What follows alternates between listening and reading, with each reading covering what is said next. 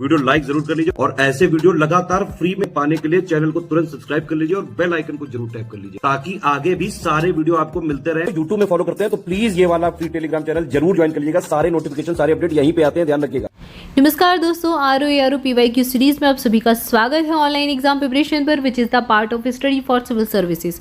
दोस्तों, हम पीवाईक्यू यानी कि पिछले वर्षों के प्रश्नों को देख रहे हैं। ये हम सब्जेक्ट वाइज लेकर चल रहे हैं, जिसमें हमारा लास्ट सब्जेक्ट साइंस बचा हुआ है और इसके क्वेश्चंस को हम कंप्लीट करने वाले हैं। कुछ पार्ट्स में इसके 2 पार्ट आ चुके हैं। अगर आपने नहीं देखे हैं तो पीवाईक्यू की प्लेलिस्ट बना दी गई है, चैनल पर जाकर आप देख लीजिए। वहाँ पर आपको और सब्जेक्ट के भी पीवाईक्यू मिल जाएंगे जो हमने पिछले वीडियोज़ में कंप्लीट कर लिए हैं। अब यहाँ पर हम साइंस के प्रश्नों को देखने वाले हैं। तो हमने लगभग 82 प्रश्न पढ़ लिए हैं। 83 नंबर का प्रश्न आज हम देखेंगे।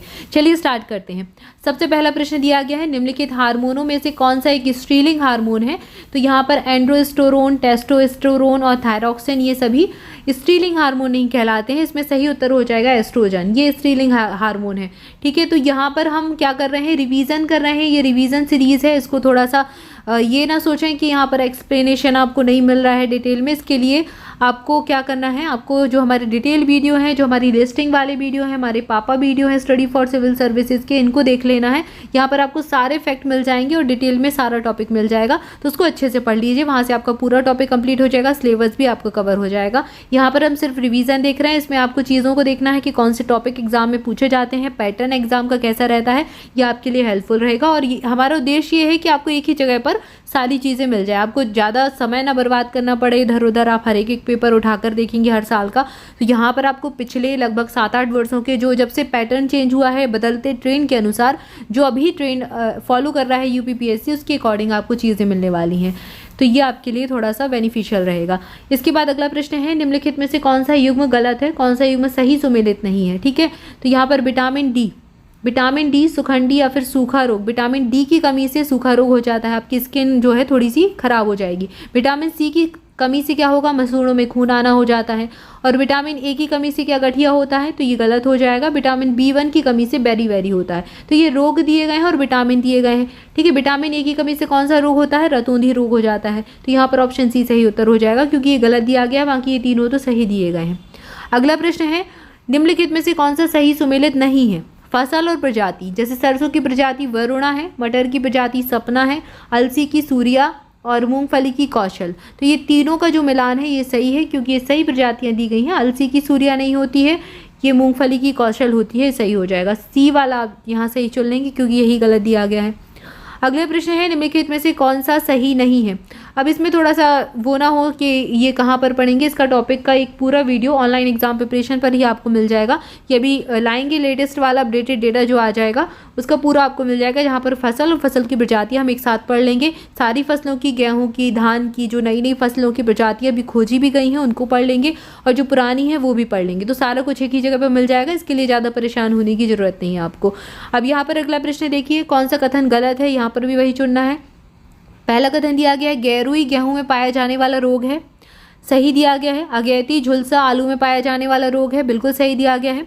झूठ कंड फाल्स स्मट जौ में पाया जाने वाला रोग है, और खैरा धान में, खैरा धान का कई बार एग्जाम में पूछा जा चुका है, इसको जरूर याद रखें।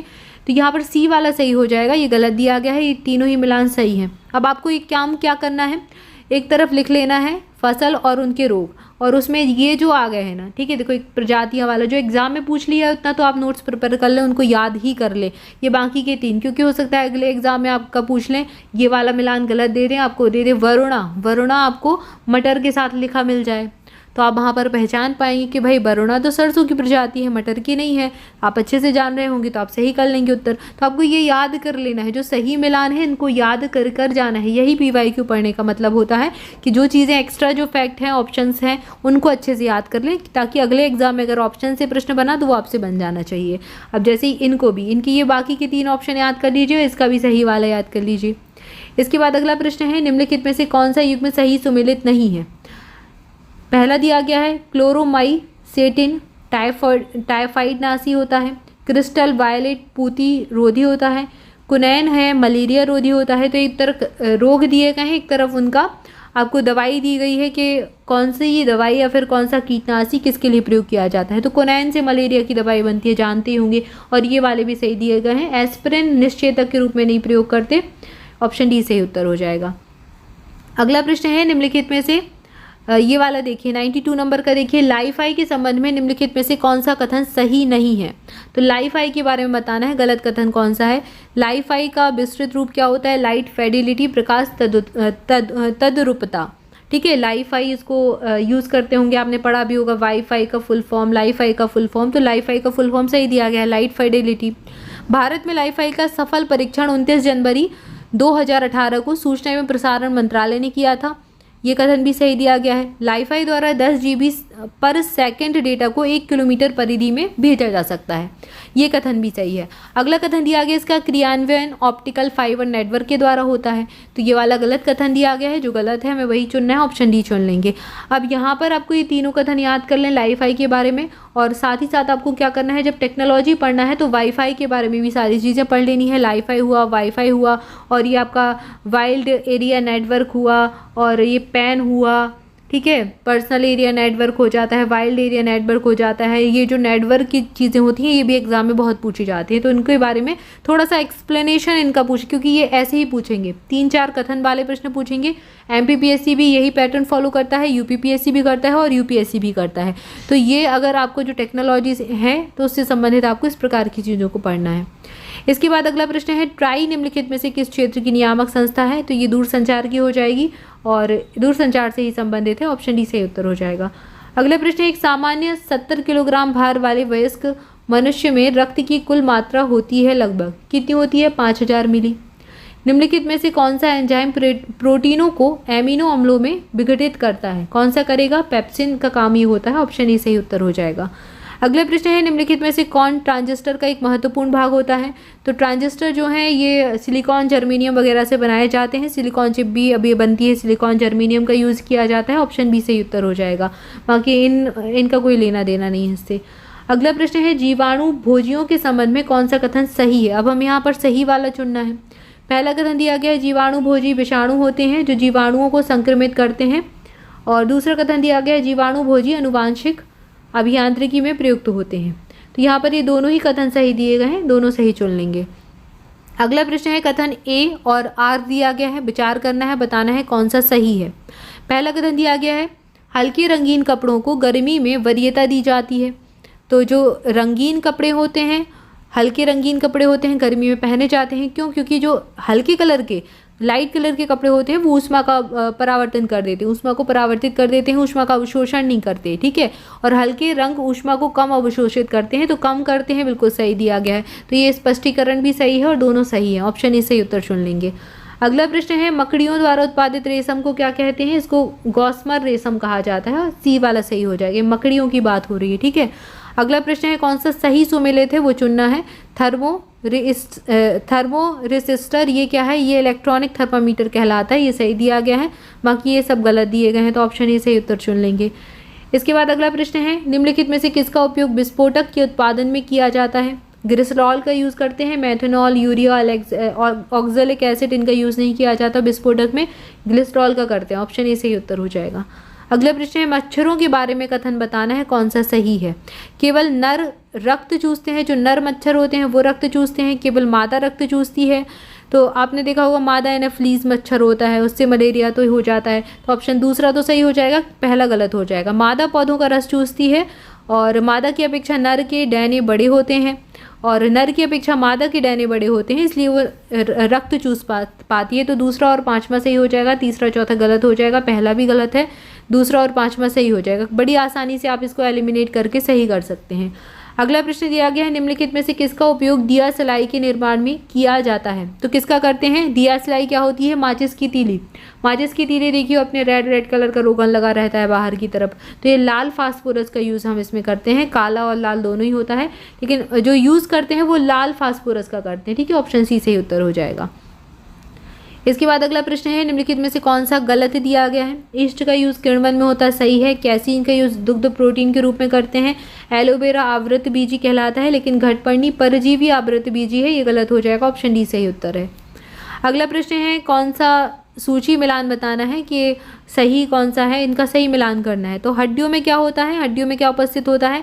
कैल्शियम फास्फेट की उपस्थिति होती है। दूध का खट्टा होना लैक्टिक एसिड से होता है। सिरके में क्या होता है, एसिटिक एसिड होता है, और फलों का पकना एथिलीन से होता है। अब इसका मिलान कर लेंगे, ये वाला डी वाला सही हो जाएगा। अगला प्रश्न है, कैस्कोटा अमरवेल होती है परजीवी आवृतबीजी का एक उदाहरण है। दूसरा दिया गया है, यह पोसी पौधों की पत्तियों में अपना पोषण प्राप्त करती है। पौधों की पत्तियों से अपना पोषण प्राप्त करेगी अमरवेल।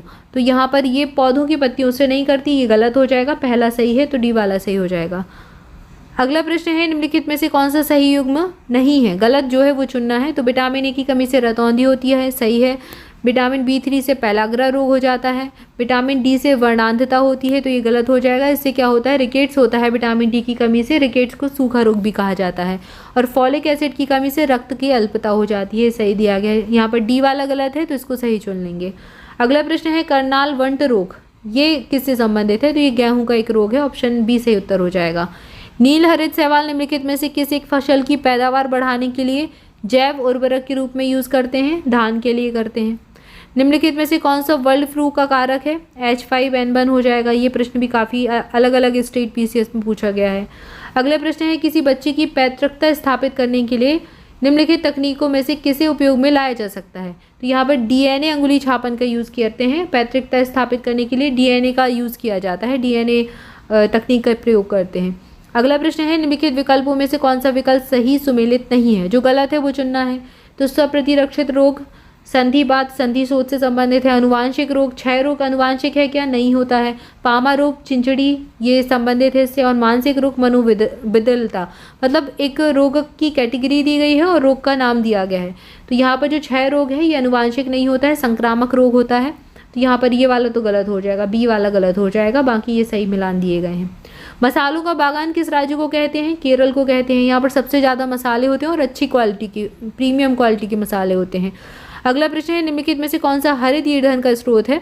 तो करंज एक है जो ग्रीन एनर्जी के रूप में, ग्रीन ईंधन के रूप में जाना जाता है। करंज के बीजों का प्रयोग करते हैं। तो ऑप्शन बी सही उत्तर हो जाएगा। बाकी इनका कोई लेना देना नहीं है। फर्न, पाइन, ये तो पाइन का पेड़ होता है, फर्न अलग चीज़ हो जाती है। करंज इसमें सही हो जाएगा। तो यहाँ पर हमने कुछ प्रश्नों को देख लिया। इसके आगे के प्रश्नों को अगले वीडियो में देखेंगे। तब तक के लिए आपसे भी चैनल के साथ जुड़े रहें। चैनल को सब्सक्राइब जरूर कर लेना, वीडियो को लाइक भी कर देना। मोर अपडेट के लिए टेलीग्राम ग्रुप ज्वाइन कर लें। और स्टडी फॉर सिविल सर्विसेज की किसी भी पेड बैच से जुड़ना चाहते हैं तो डिस्क्रिप्शन में दी गई डिटेल को फॉलो कर सकते हैं। कॉन्टैक्ट नंबर दिए गए हैं, उन पर कॉल करके इन्फॉर्मेशन ले सकते हैं। इसके अलावा ROE का हमारा बैच स्टार्ट हो चुका है। Study material, practice quiz, test series सारा कुछ अवेलेबल है। ज्वाइन करने के लिए डिस्क्रिप्शन को फॉलो कीजिए। Thank you for watching this video. Thank you so much.